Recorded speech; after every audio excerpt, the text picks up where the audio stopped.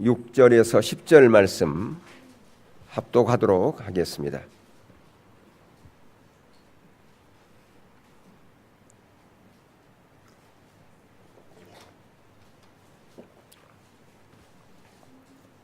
레위기 16장 6절에서 10절 말씀입니다.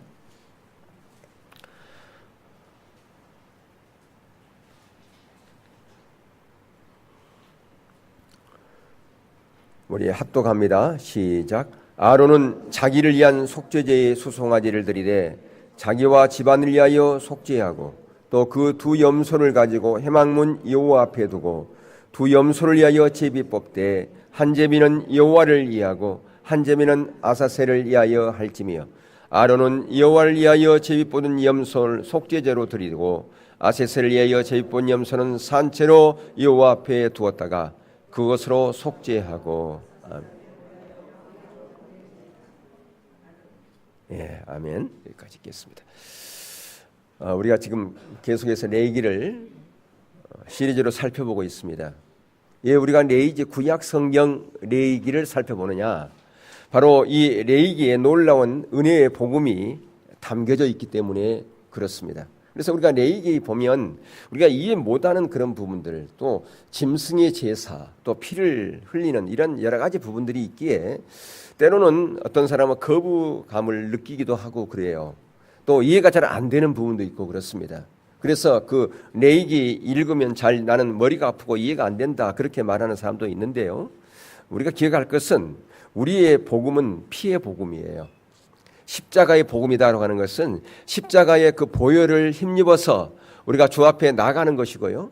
주님의 십자가의 보혈이 있기에 우리가 죄를 이기는 것이고 승리하는 것이고 날마다 주님과 동행하는 삶이 가능하다라고 하는 것입니다.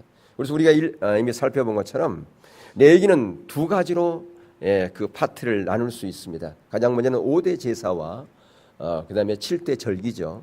바로 5대 제사를 통해서 우리가 하나님께 어떻게 나아갈 것인가, 어떻게 우리가 새로워질 것인가라고 하는 이런 부분을 살피고요.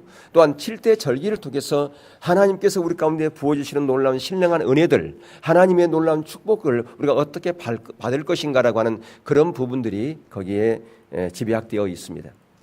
오늘 우리는 속죄 양이 되신 예수님에 대한 그런 부분을 이 레위기를 통해서 보려고 합니다.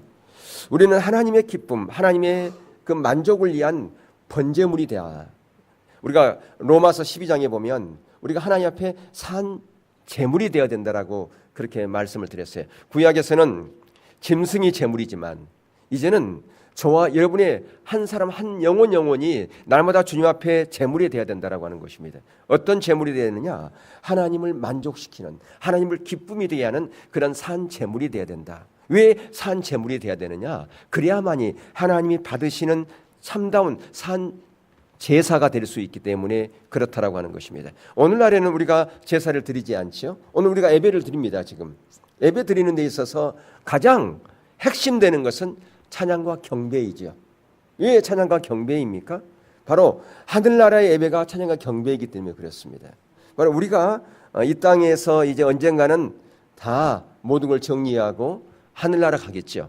근데 하늘나라의 예배는 찬양과 경배밖에 없습니다. 다른 것이 없어요. 거기에 스랍들이, 만만의 천사들이, 모든 하나님의 백성들이 지금은 우리는 하나님의 그 임재 앞에서 하나님을 경배하고 찬양하지만 천국에서는 하나님 그분을 바라보면서 찬양과 경배를 드린다고 말이에요. 직접 그분을 바라보면서. 그렇기 때문에 찬양과 경배는 하나님의 임재를 우리가 기다리면서 하나님의 임재를 사모하면서 하나님이 우리 앞에 있다라고 생각하면서 그렇게 경배를 드리는 겁니다. 찬양을 드리는 거예요. 그렇기 때문에 가사 하나하나에 우리의 마음을 실어서 고백하는 것입니다. 그게 찬양과 경배예요. 찬양과 경배는 사람들의 마음을 만지는 그런 부분도 있습니다. 여러분, 음악이라고 하는 것은요, 직접 머리를 와서 우리의 가슴을 때리는 것이 아니라 우리의 가슴을 바로 때립니다. 그래서 그 치유 중에서 음악 치유도 있어요. 바로 음악 치유. 그래서 아침에 들려주는 음악과 저녁에 들려주는 음악이 달라요. 치유할 때. 왜? 그것을 통해서 사람들의 감정을 만지고 또한 그것을 통해서 사람들의 우리 영혼을 이한을 주고 만족시키기 때문에 그렇습니다. 그런데 너무나 많은 사람들이 바로 찬양과 경배를 통해서 우리의 마음을 만지고 싶어 해요. 근데 그것은 하나님께 올려드리고 하나님께서 우리 가운데 은혜를 주심으로 말미암아 우리의 마음이 만져져야 돼요. 바로 찬양과 경배, 하나님께 드리는 그 경배가 직접 우리의 마음을 때리면 안 된다라고 하는 것입니다. 그러면 자칫 잘못하다가는 여러분 그 예전에 그 음악들 보세요. 70, 80 시대의 음악들 그거 들으면 어떤 사람은 그것 때문에 이렇게 눈물 흘리는 사람도 있습니다. 예, 여러분 그런 신분 없는가요? 그건 왜 그러는가? 우리의 마음을 직접 음악이 때리기 때문에 그렇다라고 하는 것입니다. 그래서 경배라고 하는 것은 하나님께 직접 올려드리는 것이다. 물론 가장 먼저 우리가 찬양을 불리는 첫 번째 음악 그 찬송가는 그것은 경배가 아니죠. 우리의 마음을 모으는 것입니다. 그리고 마지막에 불렀던 사랑의 고백이죠. 이것은 경배 중에서 하나님께 우리의 삶을 드린다라고 하는 고백의 사랑의 고백의 찬양이 마지막에 나옵니다. 그리고 모든 찬양 그렇게 하나님께 올려드리는 것이다. 그래서 예배의 핵심은 경배다. 찬양과 경배다. 찬양 경배가 빠뜨려지면 참다운 예배가 드려지는 않은 것이다 라고 하는 것을 우리가 기억할 필요가 있다라고 하는 것이죠. 그래서 우리는 예배를 하나의 예배를 드리더라도 하나님께 합한 그런 예배를 드려야 되고 찬양과 경배를 드리더라도 하나님께서 기뻐하는 하나님께 원하는 그런 찬양과 경배를 드려야 되겠다라고 하는 것입니다. 구약에서는 대속죄를 통해서 하나님과의 관계가 막혔던 그 모든 것들을 정리하고 하나님께 온전히 나아갈 수가 있었습니다. 그게 바로 대속죄일이었어요. 그러니까 구약 시대의 대속죄일은 오늘날 바로 피의 복음, 대속의 복음의 그림자다 그렇게 말할 수가 있어요. 그래서 이 대속죄일을 우리가 보면 바로 피의 복음이 뭔가, 예수 그리스도의 진정한 복음이 뭔가를 우리가 알 수 있다라고 하는 것입니다. 여러분, 이 오늘날 가장 강력한 무기, 사람들을 두려움에 떨게 하는 무기가 원자폭탄 또는 수소폭탄 그렇게 얘기를 하잖아요. 그 히로시마에 떨어진 그 원자폭탄, 예, 그 폭탄이 하나 떨어짐으로 말미암아 히로시마에 있는 인구 34만 중에서 20만이 죽어버렸어요. 엄청난 거죠. 근데 거기에 의사가 그 당시 그 히로시마에 200명이 있었다고 그래요. 근데 그 의사가 90%가 그때 사망을 했다는 거예요. 그리고 그 폭탄이 떨어진 그 반경 250m에 있는 사람들은 완전히 물처럼 녹아버렸다라고 하는 그런 기록이 있습니다.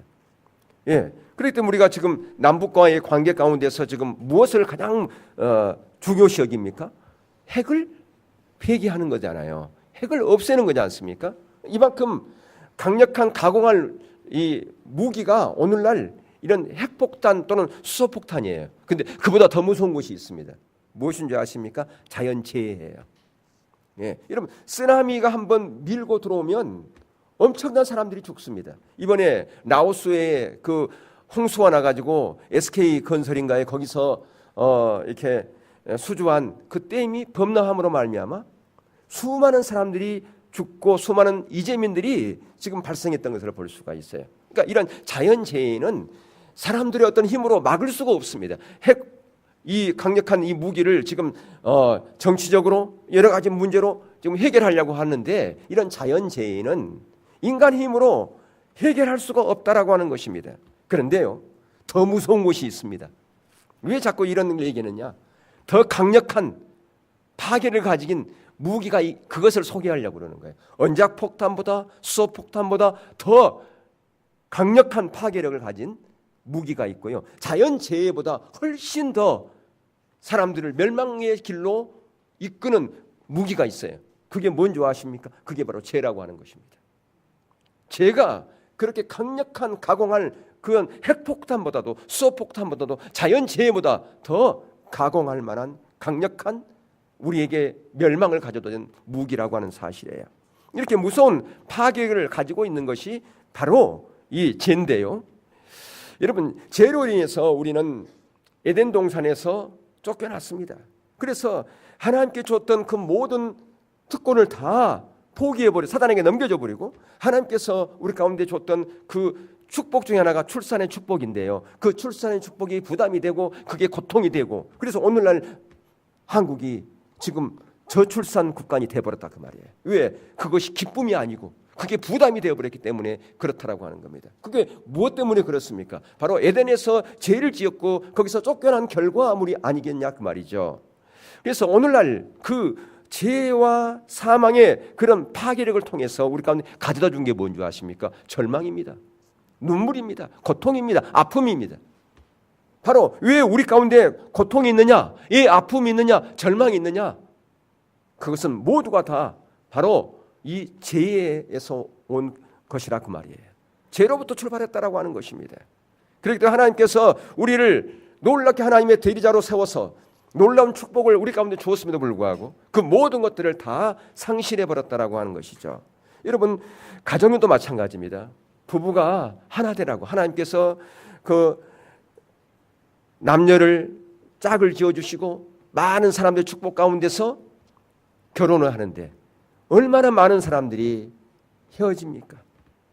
예, 서로 한때는 서로 사랑한다고 그렇게 고백했음에도 불구하고 서로를 미워하고 서로를 이제는 분노 가운데서 그런 가정들이 파괴되고 그런 말미암아 자녀들에게까지 그런 영향력을 끼치는 일들이 얼마나 많냐 그 말입니다.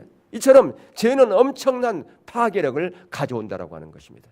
가정을 하나 되지 못하게 하고 파괴시키고 그런 말미암아 사회적인 모든 죄를 가져오는 그런 것이 바로 죄로부터 시작되었다라고 하는 겁니다. 그렇지만 우리가 희망을 붙잡을 수 있는 것, 우리 가운데 소망이 있는 것은 무엇입니까? 그것은 바로 예수 그리스도 그분이 우리 가운데 있기 때문이라 그 말이에요. 예, 그럼에도 불구하고 우리에게는 소망이 있어요. 왜? 예수 그리스도께서 우리 가운데 함께 하시기 때문이야 그 말입니다. 그분이 우리의 구주기 때문에 그렇다라고 하는 것입니다. 예수 그리스도의 십자가의 보혈이 있기 때문에 그렇다라고 하는 것입니다. 십자가의 보혈만이 이러한 죄의 사망을 이길 수 있다라고 하는 것입니다.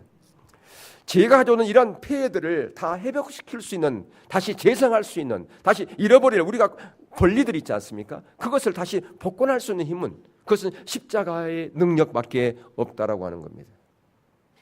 그렇기 때문에 이제 예수 그리스도께서 다시 우리 가운데 오셔서 이런 죄의 문제, 내가 받아야 할 그 심판과 저주를 대신 받아 주었다라고 하는 것입니다. 그래서 저와 여러분은 어떻습니까? 죄와 심판으로부터 자유케 되었습니다. 이제 우리의 삶은 새롭게 변화되었다라고 하는 것입니다. 옛 사람이 아니라 새 사람이 되었다라고 하는 것이죠. 그게 얼마나 큰 은혜요, 축복입니까? 내가 많은 것을 가졌기 때문에 내가 복된 게 아니에요. 내가 건강하기 때문에 복된 게 아니에요. 바로 이러한 은혜를, 이러한 복음을 가졌기 때문에 내가 복된 자라 그 말입니다. 아멘.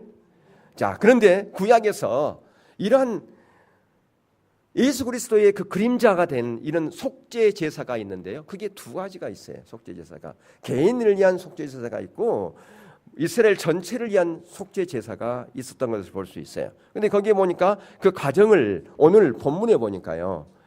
죄를 범한 사람이 이 제물을 짐승을 끌고 옵니다. 몇 마리 끌고 오느냐? 2마리를 끌고 와요. 그런데 한 마리를 어떻게 하느냐? 안수하죠.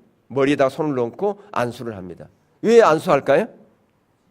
그 짐승 잘 크라고. 왜 안수해요? 내가 가지고 있던 모든 죄가 그 짐승에게 뭐 하는 거예요? 전가되는 거예요. 다 옮겨가는 거라 그 말이에요.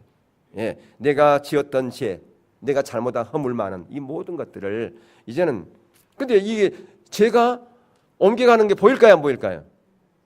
안 보이잖아요. 근데 어떻게 알아요? 믿음의 눈으로 보는 겁니다. 기도하는 거예요. 하나님, 그동안 내가 허물이 많았습니다. 내가 주님의 뜻대로 살려고 그랬는데 내가 또 넘어지고요. 계속해서 하나님이 원치 않는 그런 길을 갔습니다. 그런 모든 죄 내가 정말 죽어마땅하지만 이제 이 짐승에게, 이 염소에게 모든 걸 다 전가시킵니다. 그걸 하는 거라 그 말이에요. 자, 그래서 어떻게 하느냐? 그 짐승을 잡아요. 그리고 그 피를 번제단 뿔에 바르고 나머지는 번제단에 쏟고, 그리고 모든 그 짐승을 다 풀에 다 태웁니다. 그 얘기는 뭡니까? 그 죄가 됐다는 것은 내 죄가 완전히 사해졌다라고 하는 그런 의미를 가지고 있다 그 말입니다. 그러니까 내가 죽어야 되는데 누가 죽었어요? 짐승이 죽은 거죠. 예. 그래서 히브리서 9장 12절에 보면 염소와 송아지의 피로 하지 아니하고 오직 자기의 피로 영원한 속죄를 이루사 단번에 성소에 들어가셨느니라. 바로 아까 이 염소가 죽은 것은 바로 예수 그리스도의 그림자지요. 예, 이 염소가 죽음으로 말미암아 내가 심판받아야 되는데 염소가 죽었어요. 그래서 내 현재의 죄, 미래의 죄까지 다 사해졌다라고 하는 겁니다. 그런데 이제 문제가 있어요. 이것을 계속해서 해야 된다 그 말입니다. 내가 죄를 지을 때마다 그것을 계속 이런 제사를 드려야 돼요. 근데 히브리서 9장 12절에서 보니까 뭐예요? 오직 자기의 피로 영원한 속죄를 이루사 단번에 성소에 들어갔다. 계속 그렇게 할 필요가 없다 그 말입니다. 예수님께서 단번에 그 일들을 이루셨다라고 하는 것입니다. 예. 바로 이 속죄 양은 갈보리 십자가에서 희생 제물 대신 예수 그리스도의 예표인 것이죠. 내가 저질렀던 이제 현재 미래 과거 현재 미래 죄까지 다 사해졌다. 근데 여기서 우리가 하나 기억할 것은 구원파의 교리를 알아야 된다 그 말이에요. 그러니까 우리의 죄가 미래의 죄까지 사해진 게 맞아요. 십자가가. 그런데 구원파는 우리의 죄가 미래의 것까지 다 사해졌어. 그러니까 이제 우리는 더 이상 사함받을 필요가 회개할 필요가 없어. 이게 구원파의 교리라 그 말이에요. 예. 물론 예수 그리스도 십자가가 우리의 미래의 죄까지 사해지는 그런 능력이 있습니다. 그러나 그럼에도 불구하고 우리는 날마다 주님의 십자가를 의지해야 된다 그 말이에요. 그 말씀이 요한복음 6장 53절 이하에 나와 있죠. 예. 내 살과 내 피를 먹고 마시라. 예.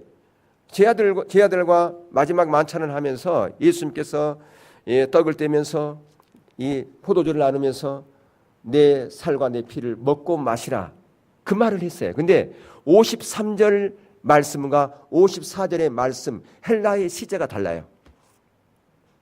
53절의 시제는 단순 과거형이에요. 과거의 점적인 거라 그 말이에요.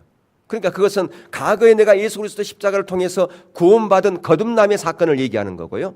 그 후에 나오는 내 살과 피를 먹고 마시라고 하는 헬라어 시제가 현재 진행형으로 돼 있어요. 현재 진행형으로. 무슨 얘기예요? 과거에 내 살과 내 피를 먹고 마셨으면 끝나지. 왜 계속해서 먹고 마시라고 그렇게 얘기를 할까요? 그것은 날마다 주님의 십자가를 의지하라 그 얘기입니다. 예. 왜? 우리는 완전하지 못하거든요. 내가 구원받았다고 해가지고 내가 완전히 성화되는 자로 갑니까? 그러니까 성경에 너희들이 구원 받았다. 단순 과거로 되어 있고 구원을 이루라. 두렵고 떨림으로 구원을 이루라 그랬죠. 그것은 현재형으로 되어 있어요.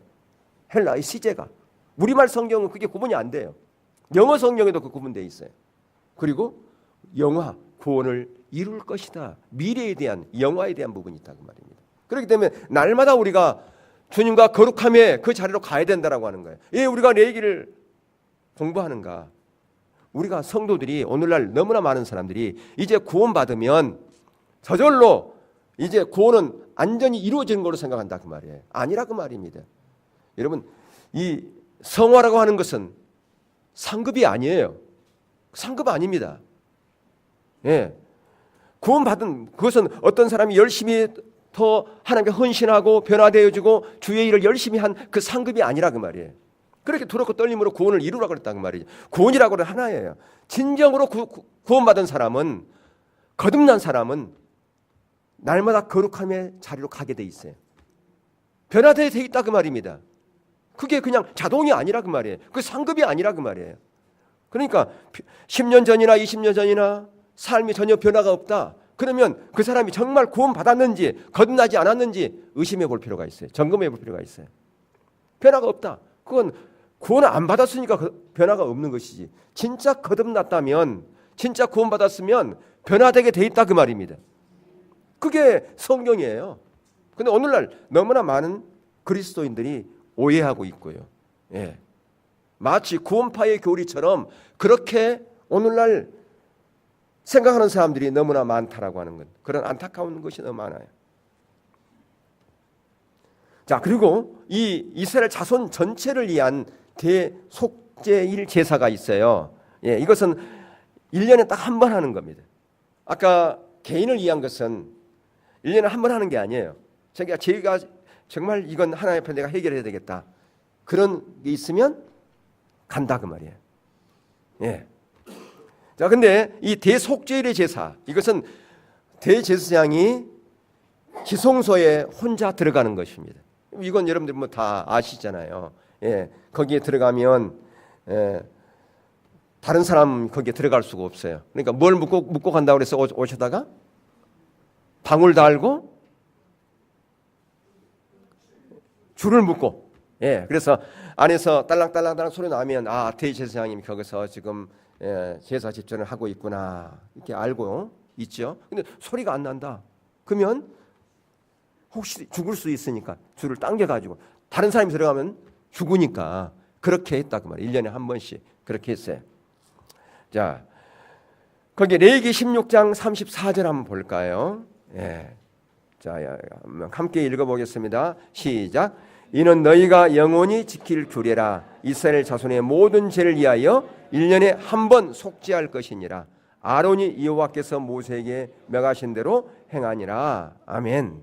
그러니까 다른 어떤 절기들은 다 잔치 분위기인데 대속죄일만은 그렇지가 않았어요. 예, 그때는 백성들이 죄를 회개하는 그런 슬픔의 날이고 속죄받는 날이고 금식하면서 이 절기를 지킨 날이었다라고 하는 것입니다. 그래서 매년 7월 10일이 되면 온 이스라엘이 성막에 나와서 1년분의 죄를 씻기 위해서 제사를 드릴 때, 이때 제사장이 이스라엘을 대표해서 그 짐승에다가 머리에다가 안수를 합니다. 그런데 이때 염소 2마리를 가지고 와요. 염소 2마리를. 하나는 속죄 제물로 드리고요, 하나는 광야로 보내는 아세셀 그 짐승으로 그렇게 두기 위해서 2마리를. 예.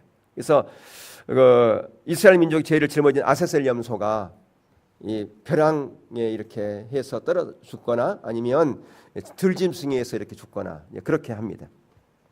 자, 그것은 무슨 의미를 가지고 있을까요?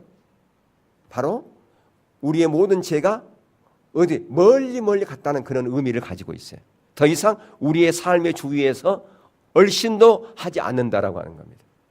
예, 완전히 절벽에 떨어져서 죽었다 그 말이에요. 그 죄가 멀리 가버렸다라고 하는 거예요. 그런 의미가 있고요. 근데 이제 한 마리는 아까 동일하게 잡아서 번제단 뿔에 바르고 번제단 밑에 쏟고 그리고 거기서 안전히 태우는 그런 일을 하지요.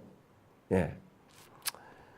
그래서 이렇게 대속죄라 부르는 이 날은 하나님께서 이스라엘 사람들이 지은 죄를 씻어서 깨끗하게 정결케 하는 그런 날인데요. 예, 그럼 무슨 의미를 가지고 있느냐? 하나님과의 관계가 단절되어 있던, 불화되어 있던 그 모든 것들을 다 정리하고 다시 화목게 되는 그런 의미를 가지고 있습니다. 바로 이 모든 인간의 죄값을, 이스라엘 백성들의 죄값을 누가 지고? 그 짐승이 지고, 갔다 죽었다 그 말이에요.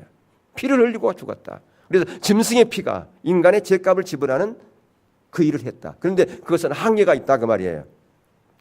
1년 동안만 유효하다 그 말이에요. 영원한 그런 어떤 죄값을 치를 수는 없었다라고 하는 것입니다. 그래서 이스라엘 백성들은 반복해서 1년에 한 번씩 이렇게 대속죄일을 지켰죠. 그런데 그리스도의 피는 인류를 향한 하나님의 공의와 심판, 이것을 영원히 해결하셨다라고 하는 겁니다. 아멘. 예. 그래서 예수 그리스도의 그 십자가의 보혈을, 예수 그리스도를 우리의 구주로 영접한 거듭난 하나님의 백성들은 이제는 하나님과 영원히 뭐 할 수 있어요? 화목할 수 있다라고 하는 겁니다. 예. 하나님과 자녀가 되고 하나님의 사랑, 하나님의 사랑의 자리에 있게 되었다라고 하는 겁니다. 그러니까 이것은 끊을 수가 없어요. 이것은 원죄가 해결되었기 때문에. 그런데 자범죄는 날마다 씻어내야 된다 그 말이에요. 우리의 생각으로, 우리의 입술로, 우리 행동으로 지은 그 모든 죄는 날마다 주님의 십자가를 의지해서 가야 된다라고 하는 겁니다. 여러분 보세요. 우리가 하루에 삶 가운데서 생각하는 영역, 여러분들은 다 긍정적인 영역, 그런 것에 여러분들이 살아갑니까? 나는 한 번도 다른 사람을 미워하지 하는 마음이 없었다. 나는 다른 사람에게 섭섭한 마음을 가진 적이 없었다. 나는 말할 때 항상 긍정적인 말, 다른 사람을 축복해 주는 말, 좋은 말만 했다. 혹시 그런 분 계세요? 아마 없을 겁니다. 예, 저를 비롯해서 우리 인간은 그래요. 예, 조금만 다른 사람이 나에게 좀 불편함을 주면 입에서 그냥 좋은 말이 안 나오잖아요. 이게 인간이라 그 말이에요. 이게 우리의 연약한 모습이라 그 말입니다. 어느 누구도 마찬가지예요. 그렇기 때문에 주님의 십자가의 보혈이 날마다 우리의 삶 가운데 필요하다라고 하는 것입니다. 그런데 지성소에 들어갈 때 조심할 것이 있어요. 출애굽기 15장 26절을 한번 보겠습니다. 15장 26절 시작. 이르시되 너희가 너희 하나님 나 여호와의 말을 들어 순종하고 내가 보기에 의를 행하며 내 계명의 귀를 기울이며 내 모든 규례를 지키면 내가 애굽 사람에게 내린 모든 질병 중 하나도 너희에게 내리지 아니하리니 나는 너희를 치료하는 여호와임이라. 아멘. 자, 여기 보면 하나님이 너희가 내 말을 잘 듣고 순종하고 규례를 지키면 너희에게 질병을 내리지 않겠다, 그렇게 말씀하고 있어요. 예. 그렇기 때문에 우리의 삶을 한번 살펴봐야 돼요. 내가 겪고 있는 어려움이 있거나 풀리지 않는 어떤 곤란한 문제들이 있다면 혹시 내가 하나님의 원칙을 지키지 않고 내 멋대로 신앙생활하는 그런 부분은 없지 않은가, 그걸 봐야 된다라고 하는 것입니다. 예. 그러니까 신앙의 본질, 십자가의 복음, 그래서 계속해서 들으면 내가 그렇게 사는 것으로 착각하는 경우도 있어요. 내가 메시지를 자꾸 들으면요, 내가 살지 않으면서 사는 것으로 착각한다 그 말이에요. 내가 알고 있는 것과 사는 건 다르거든요. 내가 많은 어떤 성경적인 지식이나 어떤 기준을 많이 알고 있으면 나도 모르게 그렇게 살고 있는 것으로 착각하는 경우들이 있어요. 그게 아니라고 하는 것입니다. 이게 우리 가운데 무서운 거예요. 물론 아는 거 중요합니다. 우리가 알아야 되겠죠. 하나님의 기준을 알아야 되겠죠. 그런데 하나님의 기준을 우리가 아는 것은 실천하라고, 행동으로 옮기라고 우리가 아는 거 아니겠어요? 근데 자칫 잘못하면 내가 아는 것 가지고 실제 사는 것으로 대체해버리고요. 그리고 다른 사람이 어떤 기준에서 좀 벗어나면 그 사람을 판단합니다. 아, 저 사람 저게 문제구만. 근데요, 그 사람이 지식에만 머물러 있는 것이 아니라 내 삶에 적용하는 사람은요, 다른 사람의 잘못을 절대 판단하지 않습니다. 왜 판단하는가? 내가 지금 그렇게 살지 못하기 때문에 판단하게 돼 있어요. 내가 그렇게 살아가면 저 사람도 저렇게 넘어졌구나. 그래, 저는 연약한 모습이 보이네. 내가 기도를 못 해줘서 그렇구나. 내가 기도해야 되겠다.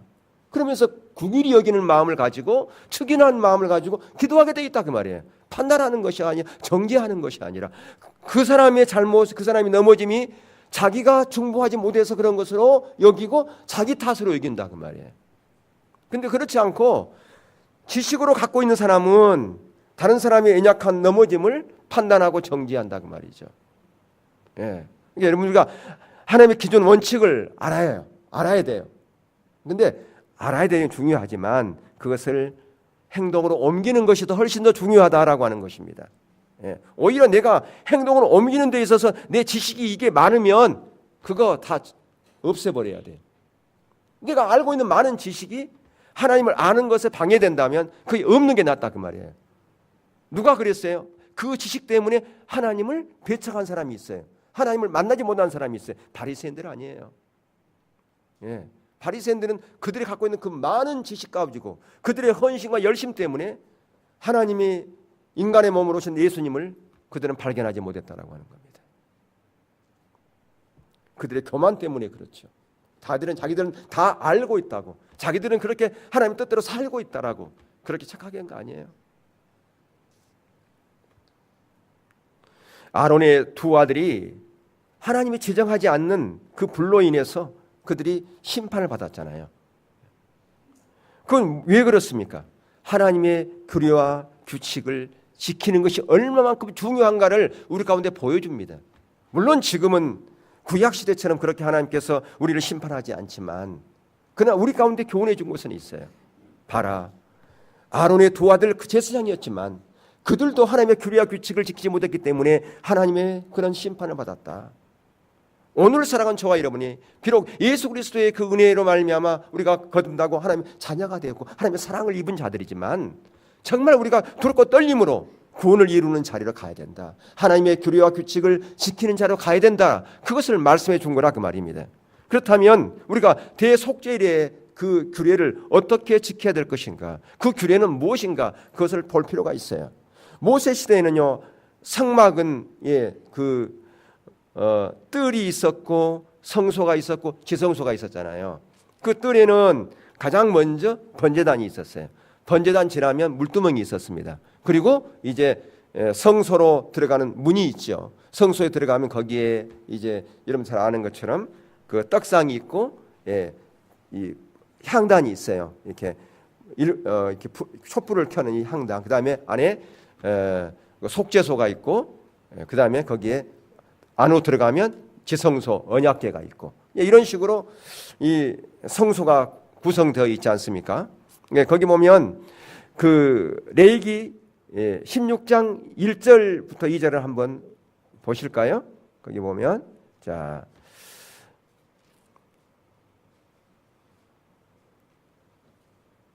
시작. 아론의 두 아들이 여호와 앞에 나가다가 죽은 후에 여호와께서 모세에게 말씀하시니라. 여호와께서 모세에게 이르시되 내 형 아론에게 이르라. 성소 휘장 안 법궤의 속죄소 앞에 아무 때나 들어오지 말라. 그리하면 죽지 않도록 하라. 이는 내 구름 가운데서 속죄소에 의해 나타남이라. 아멘. 예, 지금 아무 때든 들어오지 말라. 왜? 우리가 하나님께 은혜 보좌 앞에 담대히 나가야 되는데 아무 때에 들어오지 말라는 거예요. 여러분 신약에서는요, 그 은혜의 보좌 앞에 어떻게 하라고 그랬어요? 담대히 나오라고 그랬어요? 아무 때로 나오지 말라고 그랬어요? 담대히 나오라고 그랬어요. 근데 구약에서는 나오지 말라, 죽을 수 있다는 거예요. 그만큼 오늘날 우리가 얼마나 큰 은혜를 받고 있냐 그 말이에요. 구약에는 함부로 갈 수가 없었어요. 근데 우리는 은혜의 보좌 앞에 담대히 나오라는 거예요. 어떤 상황 가운데 있어 할지라도, 네가 비록 넘어졌어고 네가 지금 죄를 졌다 할지라도 다시 주님의 십자가를 붙잡고 은혜의 보좌 앞에 담대히 나오라고 그렇게 말씀하고 있지 않습니까? 그만큼 우리가 하나님의 놀라운 은혜를 받은 거예요. 구약의 백성들에 비해서 얼마나 큰 축복을 받고 있는지 여러분 기억할 필요가 있어요. 그게 하나님의 은혜와 하나님의 사랑입니다. 이게 하나님의 신비예요. 그렇기 때문에 우리가 이런 놀라운 하나님의 은혜를 받은 자라면 어떻게 해야 될 것인가? 구약에서는 그렇기 때문에 그들이 정말 두렵고 떨림으로 속죄소 앞에 성소에서 예배드리고 그 집전을 했다 그 말이에요. 누가? 제사장인들이. 그러면 오늘날은 누가 제사장인가요? 저와 여러분이 제사장 아니겠습니까? 여러분이 왕 같은 제사장이에요. 그냥 제사장이에요. 구약의 제사장은 그냥 제사장일 뿐이었어요. 근데 오늘날 저와 여러분은 예수님이 갖고 있는 그 삼중직을 다 가진 자예요. 선지자요, 왕이요, 제사장이다 그 말이에요. 신분이 달라요. 그렇기 때문에 더 두렵고 떨림으로 구원을 이루는 자리에 가야 된다라고 하는 것이죠. 그리고 속죄제와 뭘 드리라고 그랬냐? 번제를 드리라고 그랬거든요. 예. 자, 속죄제 번제를 드리는데 번제를 드리기 전에 먼저 뭘 했냐면 물로 몸을 씻었습니다. 자신의 몸을. 예. 자, 물로 몸을 씻었다는 것은 오늘날 뭘 상징할까요? 세례를 얘기하는 거예요. 세례. 예, 세례를 상징하는데 세례라고 하는 것은 자기를 내려놓고 자기를 부인하고 나를 포기하고 누구만? 하나님만 바라보는 것이죠. 우리가 하나님을 바라볼 때, 하나님께 나갈 때 자기를 부인하는 자리로 가야 하나님을 바라볼 수 있어요. 자기가 부인되지 않으면 주님을 만날 수가 없어요. 주님을 만나려면 뭘 내려놔야 된다고요? 내 자아를 내려놔야 돼요. 예. 이 부분은 뭐 여러분들 계속해서 여러분들 말씀드렸지만 기억날지 모르겠어요. 바로 자기 중심적인 삶이 타락의 본질이라고 여러 번 말씀드렸잖아요. 자기 중심적인 삶이 무슨 본질이라고요? 타락의 본질. 왜 그런 말이 나오는가? 자기 중심적인 삶은 어디서부터 시작됐어요? 에덴 동산에서부터. 예, 선악과를 따먹는 하나님의 주권을 범한 그때부터 자기 중심적인 삶이 시작됐다니까요. 자기 자원, 자기 능력, 자기 지혜, 이걸 의지하는 삶, 자기가 목적되어지는 삶, 자기 자원으로 사는 삶, 자기 능력으로 사는 삶, 이게 자기 중심적인 삶이에요. 그러면 뭐가 하나님 중심적인 삶이냐? 하나님이 목적되어지고 하나님의 능력으로 하나님의 자원으로 사는 삶이 하나님 중심적인 삶이었어요. 그러니까 선악과를 먹기 전에는 자기 중심적인 삶 그들은 생각도 못했어요. 다 하나님이 목적되는 그런 삶을 살았고 하나님의 자원으로 살았고 하나님의 능력으로 살았어요. 근데 선악과를 먹은 그 이후로부터 그들은 하나님이 목적이 아니었어요. 자기가 목적이었어요. 왜 선악과를 먹었습니까? 따먹었습니까? 자기가 하나님 되기 위해서. 하나님 없는 삶이에요. 자기가 모든 삶을 책임지겠다는 것이죠. 자기 능력으로 살겠다는 거예요. 자기 지혜로 살겠다는 거죠. 이게 자기 중심적인 삶이에요. 이게 타락의 본질이라 그 말이에요. 근데 우리가 하나님 앞에 나아가려면 이게 깨뜨려져야 하나님께 나아갈 수 있어요. 근데 여전히 우리가 하나님의 십자가를 붙잡는다 그렇게 말하면서 자기 부인이 안 되는 사람이 있어요. 십자가를 붙잡으라 하는 것은 자기 부인하라 그 말이에요. 자기 중심적인 삶을 내려놓으라 그 말이에요. 그래야 은혜의 보좌 앞에 나갈 수 있다 그 말입니다. 그래서 물로 씻는 거예요. 세례라고 하는 것은 자기가 죽는 것을 얘기하는 거예요. 왜? 그래야 하나님의 은혜의 보좌 앞에 나갈 수가 있으니까 그렇다 그 말입니다.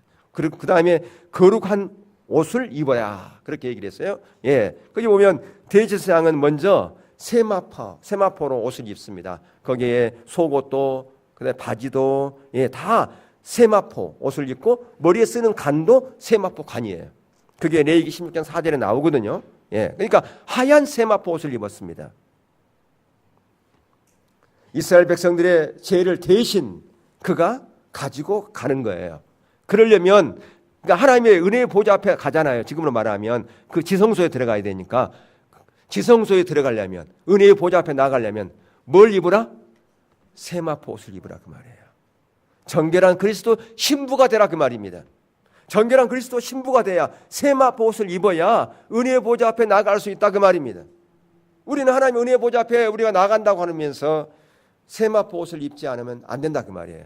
근데 그 세마포 옷은 무엇으로만 씻을 수 있어요? 예수 그리스도의 보혈로만 씻을 수 있다 그 말입니다. 그래서 날마다 주님의 십자가의 보혈을 의지하라 그 말이에요. 그 십자가의 보혈을 의지한다는 것은 자기 부인을 얘기하는 거예요. 자기를 내려놓는 것을 얘기하는 거예요. 다시 말하면 회개하는 것을 얘기한다 그 말이에요. 회개함이 없이 자기를 부인함이 없이 자기를 내려놓음이 없이 세마포 옷을 입을 수가 없어요. 내 더러운 옷을 가지고 하나님께 나갈 수 없다 그 말입니다. 그게 교만이에요. 그게 자기 의예요. 그래서 이사야서 60장 6절에 자기 의를 가지고 하나님께 나가는 자는 더러운 옷을 입고 하나님께 나가는 자라 그렇게 말씀하고 있다 그 말이에요. 그래서 이 세마포 옷의 의미가 뭔가를 우리는 분명하게 알아야 된다 그 말입니다. 그것은 바로 그리스도로 옷 입으라 그 말이에요. 복음으로 옷을 입으라 그 말이에요. 그리스도로 옷으로 나의 수치를 가리지 않고 절대 하나님 앞에 나아갈 수가 없습니다. 오늘날 우리 가운데 있는 욕심과 분노와 상처, 남에 대한 시기와 질투, 그것을 무엇으로 가릴 수 있습니까? 예수 그리스도 옷으로만 가릴 수 있음을 우리는 기억할 필요가 있어요. 복음의 옷으로만 그것을 가릴 수가 있습니다.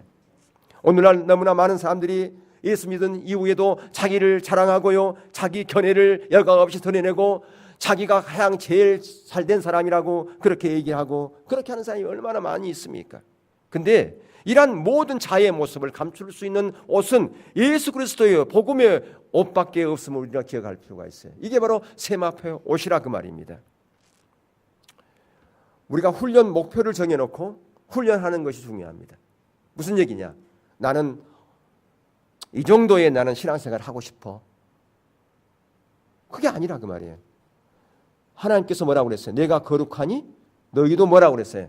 거룩하라. 그러니까 내가 거룩하니 하나님이 나도 너희도 거룩하라 그랬으니까 하나님께서 주시는 그 설정한 그 목표대로 우리가 나가야 된다 그 말이에요. 우리의 신앙생활은. 그건 너무나 먼데요. 그렇게 하는 것은 목회자들이나 하는 것이죠. 직분자들이나 그렇게 하는 것이죠. 성경에 그런 말이 없다 그 말이에요. 나도 거룩하니 너도 거룩하라. 저와 여러분 모두에게 주신 하나님의 말씀이라 그 말이에요. 물론 그것은 내 힘으로 내 능력으로는 할 수가 없어요. 그래서 오늘날 우리 가운데 무엇을 주었어요? 우리 안에 성령을 주신 거 아니에요. 성령의 능력으로 가능하다 그 말이에요. 그러니까 성령의 능력은 아까도 자기 부인이 없으면 성령의 능력이 나타나지가 않아요. 왜 성령의 능력이 안 나타나는가? 자기 부인이 안 되니까. 여전히 자기를 드러내니까. 성령의 능력이 역사하지 않는다 그 말이에요. 내가 하나님, 내 삶의 모든 주인은 하나님이십니다. 성령 하나님입니다. 저는 아무것도 할 수 없어요. 주님께서 하세요. 제가 뭘 하면 좋겠습니까? 어떤 일을 결정할 때도 주님이 하세요. 주님이 인도해 주세요. 주님께서 가는 만큼 제가 따라가고요. 멈췄으면 저도 멈춰서겠습니다. 절대 주님보다 앞서지 않겠습니다. 그렇게 주님께 주권을 내드려야 그게 자기 부인이죠. 그래야 성령님께서 일하신다 그 말이에요. 그러니까 내가 삶이 변화되어지고 하나님의 은혜 자리로 가는 것은 나의 노력으로 내 의로 되는 게 아니라 그 말이에요. 성령의 능력 아니고서는 우리가 세워줄 수가 없어요. 그래서 날마다 그렇게 하나님의 은혜를 체험하며 갈 수 있기를 주님의 축복합니다. 여러분 콩깍지가 있잖아요. 콩을 심으면 콩이 생기는데 콩깍지가 먼저 생기든가요? 콩알이 먼저 생기든가요? 예, 콩깍지가 먼저 생겨요. 나중에 이제 콩알이 점점 자라난다 그 말이에요. 근데 나중에는 콩깍지 버려버려요? 먹어요? 버려버리잖아요. 콩알만 취하고, 예, 바로 우리 안에 있는 내가 정말 주님을 위해서 헌신하겠다는 그런 결단, 자유의지 하나님께 우리 가운데 주었어요. 그리고 말씀을 순종하고자 하는 그런 자유의지 우리 가운데 주었다 그 말이에요. 우리가 로봇으로 만들지 않았어 그 말이에요. 내가 목표를 정해놓고 내가 하겠습니다. 그게 콩깍지예요. 그렇게 할 때 거기에 뭐가 생겨나는가? 콩알이 생겨난다. 예수님께서 일하신다 그 말이에요. 예수님께서 역사하신다 그 말이에요. 그게 점점 자라나는 거예요. 예수의 생명이 자라난다 그 말이에요. 나는 콩깍지에 불과했어요. 내가 하나의 은혜를 구하고 섰어요. 나는 할 수 없지 주님 하세요라고 그렇게 결단하며 은혜를 구하여 섰다 그 말, 기도했다 그 말이에요. 말씀을 묵상했다 그 말이에요. 그런 콩깍지 가운데 거기에 콩알이 생겨나는 거예요. 거기에 생명이 나중에는 주님께서 다 내 삶을 주도해 콩알만 남는 거예요. 생명만 남는다 그 말이에요. 그게 우리 가운데 필요한 거라 그 말이에요. 그런 과정을 통해서 우리가 영화의 자리까지 가는 거다 그 말이에요. 자, 요한일서 3장 2절과 3절을 한번 보겠습니다. 시작. 사랑하는 자들아, 우리가 지금은 하나님의 자녀라.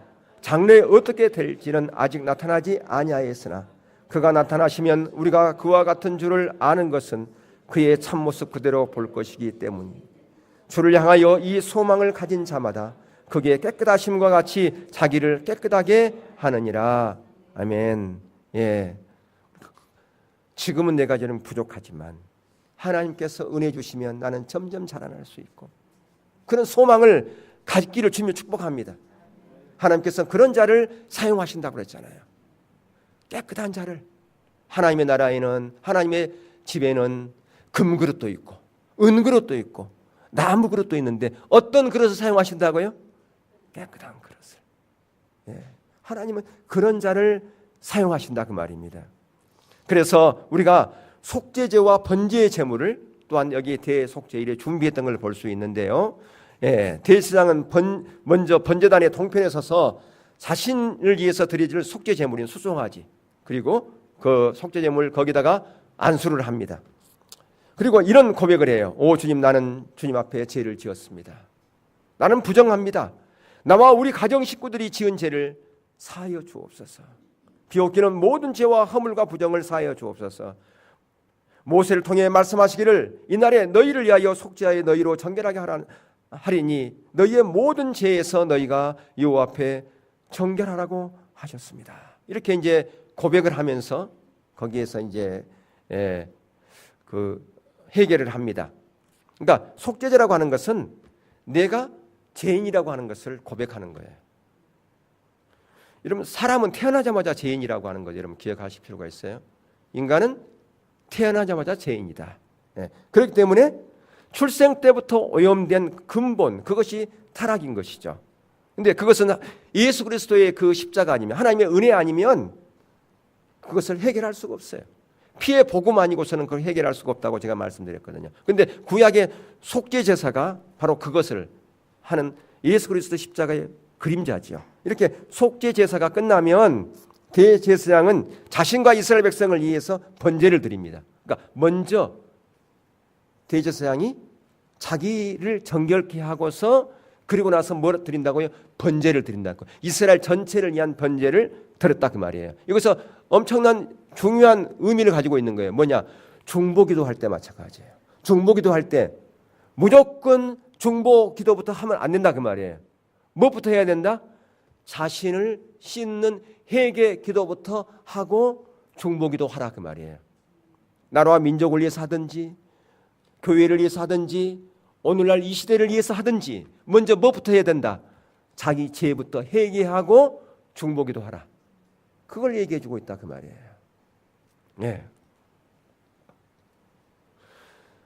그래서 이제 번제를 드린다고 하는 것은 이제는 나를 위해 살지 않겠습니다. 하나님 나라를 위해 살겠고, 예, 하나님의 비전을 위해 살겠습니다라는 그 고백이죠.